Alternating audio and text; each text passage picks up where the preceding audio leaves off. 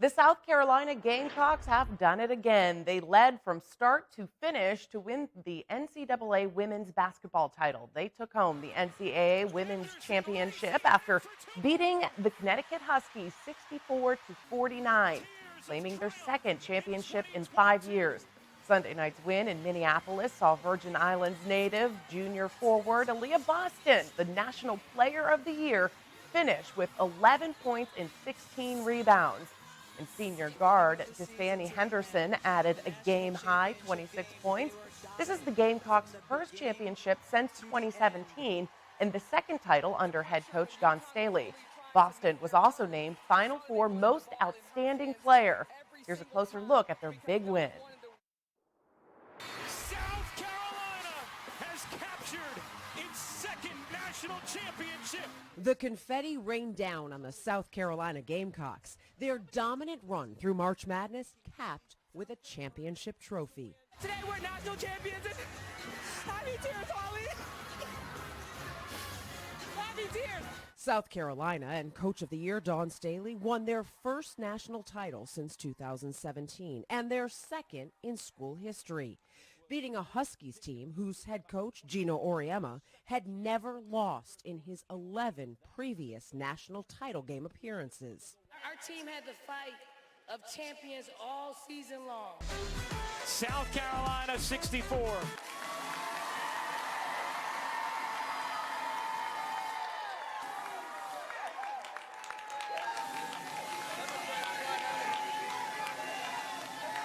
Don Staley. I think it was just really good to win a national championship. When you look at a program like South Carolina and how much it's developed and how great it is, and I feel like coming into this game, the conversation was about how Coach Auriemma was 11-0 in title games, but Coach Staley was 1-0, and now here she goes, she's 2-0, and I think it just shows that the type of program that she's built and how great it is being a dynasty. And in the Virgin Islands, all eyes were on the big game Sunday night, cheering Boston and the team on to victory. Our USVI News' Aaliyah Vanek reports. The entire territory and world right now is in a frenzy over the USVI's Aaliyah Boston and South Carolina winning the national championship. This is such an incredible moment for the U.S. Virgin Islands. I was at the Windmill 2.0 on Sunday night, cheering on Aaliyah with some of her biggest fans, supporters, and community that has been watching her since day one.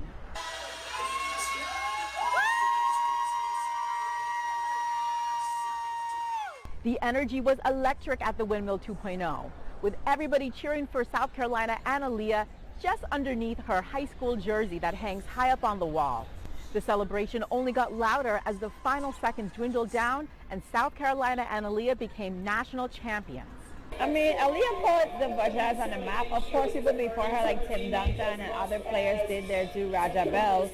But I mean, you cannot deny the hard work that Aaliyah put into like off-season, preseason training. She lost weight. She worked out with Tim Duncan, and everything she's worked for. I mean, she just left it all on the court tonight. And as a territory, as a collective people, we are extremely proud of Aaliyah. I just want to say thank you guys for all the sacrifices that you've made and for being able to travel to Minnesota to watch me play, because now I'm a national champion. This moment is not only enormous for Aaliyah Boston, friends, family, loved ones, South Carolina, the U.S. Virgin Islands. This moment is historic. Aaliyah has done what no other man or woman has done in college basketball when it comes to her awards, a national title. The sky is truly the limit for Aaliyah, and we're so excited to see where the future will take her next. In St. Thomas, Aaliyah Vanek, USVI News. What a great story. Glad to see the Virgin Islands cheering her on in a big way. Congratulations to you, Aaliyah, and the entire South Carolina team. Great games for sure that we've seen.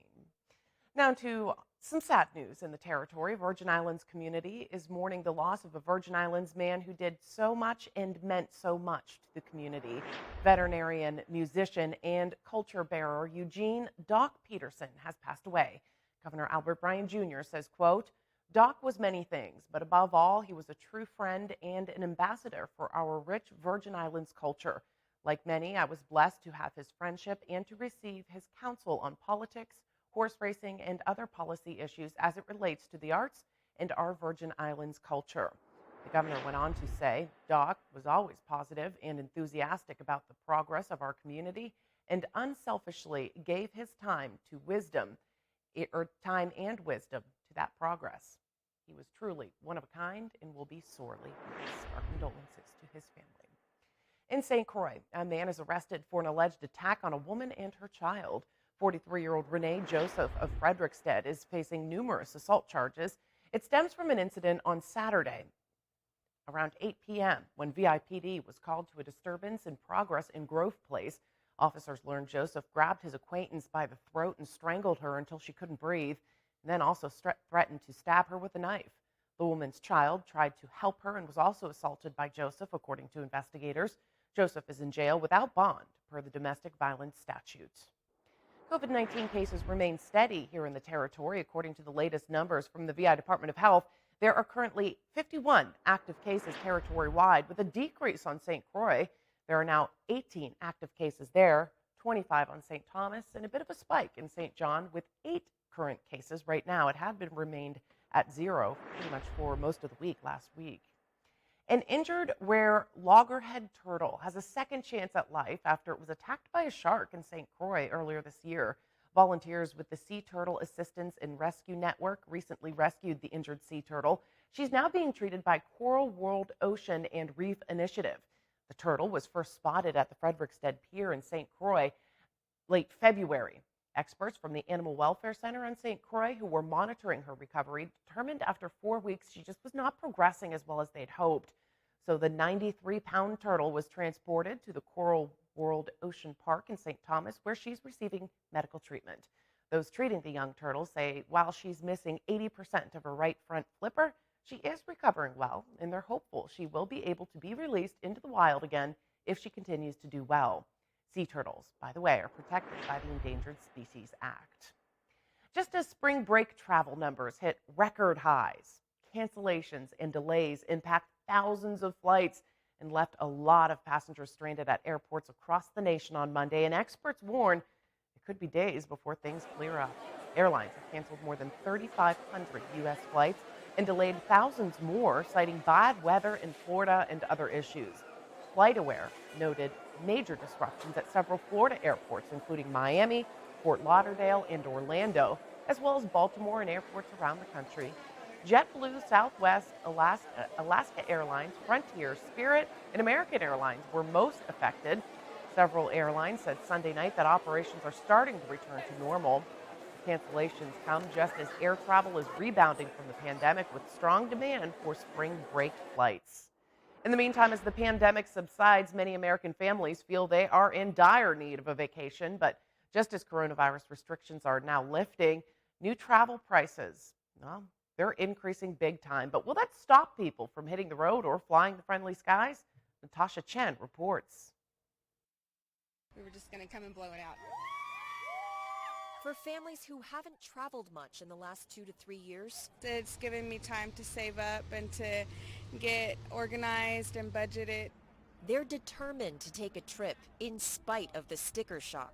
From here in California, where tourists are paying some of the highest gas prices in the nation, to higher airfares due to unprecedented demand, to higher hotel rates like here in Miami Beach, where the average price is more than $500 a night. On the travel website Kayak, recent searches show the average price of domestic flights to Panama City, Florida, for example, is $494. In March of 2019, that would have averaged just over $300. The Kabara family flew from Milwaukee, Wisconsin to Los Angeles. Once we got out here, we realized that things are very expensive right now. They decided against a rental car. The average rental car in the U.S., according to Kayak, averages $76 a day, more than $20 higher than 2 years ago. But even without a rental car, we're actually spending more money in Uber than we are in flying out here. That's likely because regular gas is on average more than $4 a gallon this month, the highest of any month in history, up from $2.51 in March of 2019. That's affecting the owner of Starline Tours, who says the company typically spends $100 a day on fuel for these buses. And now they're spending $220 every day. We've still maintained our prices at the moment, but we're going to have to look at going to full summer pricing right now rather than waiting until the summer. Kayak shows hotel rates averaging about $300 per night, up nearly $70 since March of 2019. Even theme parks will cost you more, from paid express lines to pricier food. It is adding up. It's expensive to just eat because these boys they play around. They don't play around. They're hungry all the time. People are accepting it and they're going. Now maybe they're making adjustments along the way.